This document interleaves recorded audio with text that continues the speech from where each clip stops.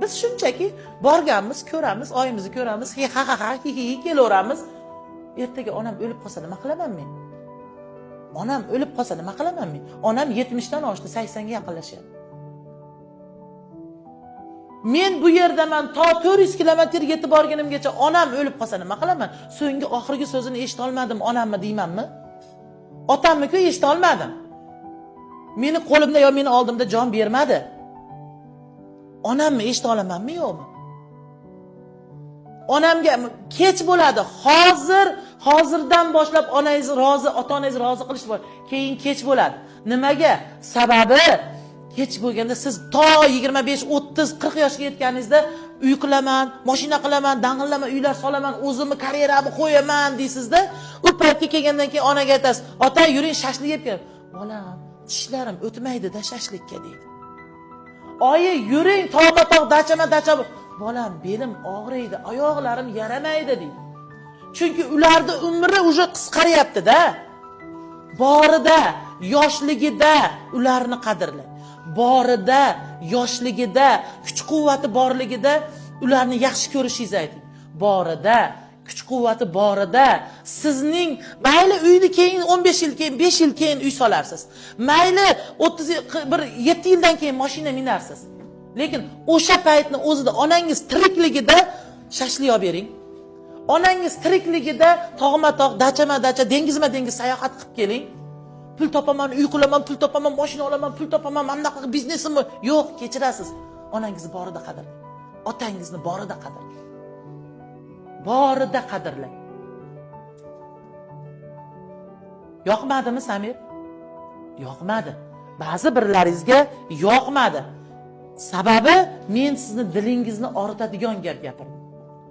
Hayotingiz davomida eng yaxshi qiladigan inson ishingiz mana bu biringizni to'g'rilash. Eng yaxshi qiladigan bu biringiz, bu odobingiz. Maktabda, uyda, jamoat joyida, hayotingiz davomida to hozirgi kundan o'tib u dunyoni oxiriga yetib boradigan, hayotingiz oxiriga yetib boradigan joyda mana buningizni to'g'rilamasangiz, hozirgi ko'z yoshingiz mana shu yerda qoladi. Keyin yurmaydi. Har kuni, har doim ota-onangizni, ustozingizni, tarbiya jarayoningizni, mana shu kuningizni eslamasangiz, siz odobingizni yo'qotib qo'ygan bo'lasiz. Siz bu kundan xulosa chiqarmagan bo'lasiz va bu xulosani chiqarish uchun ota-onangizni bugun borib yaxshi ko'raman. Bugun ayting. Bugun yaxshi ko'raman deng. Ustozingizni eng yaxshi ko'rgan ustozingiz bordir.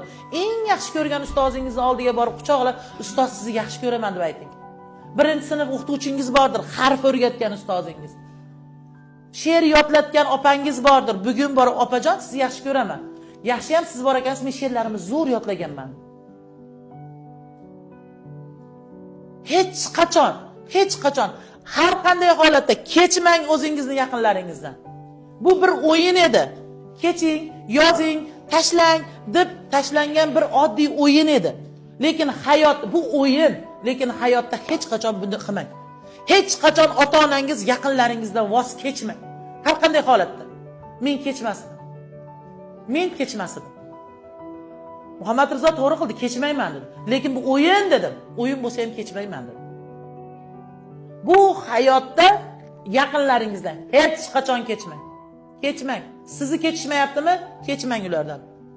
Tushunarlimi? Kechmang. Kechadigan insonlar emas. Bizni shu yoshimizgacha kechishmagan, bu yoshimizdan keyin ham kechishmaydi. Biz ham kechmaymiz. Chunki biz eng yaqin insonlarimiz ular. Bugungi mavzuyimiz shu. Kosmosga yetib bordik. Yetib bora olmadik. Chunki insonlarimiz tashlab ketdik-da. Biz o'rtada qolib ketdik. Ana Said Ahrorga o'xshab kemasi quladi dedi, nimani tashamadi? Yo'q, boshida men o'lsam o'lamanki, qaytib ketib portlab ketsam ketamanki, narsalarimni olib tashlamayman dedi. Kemasi quladi, uchmasdan quladi. Hayotingiz davomida eng yaxshi ko'rganingizdan kechmadingizmi? Siz o'sha kechmagan narsangiz boshingizda toji bo'ladi. Boshingizda toji shu. Otangiz, onangiz, sizni yaqinlaringiz. Balonchiyevlar oilasini ko'tarib yuribsiz mana bu yerda. Ko'tarib yuribsiz.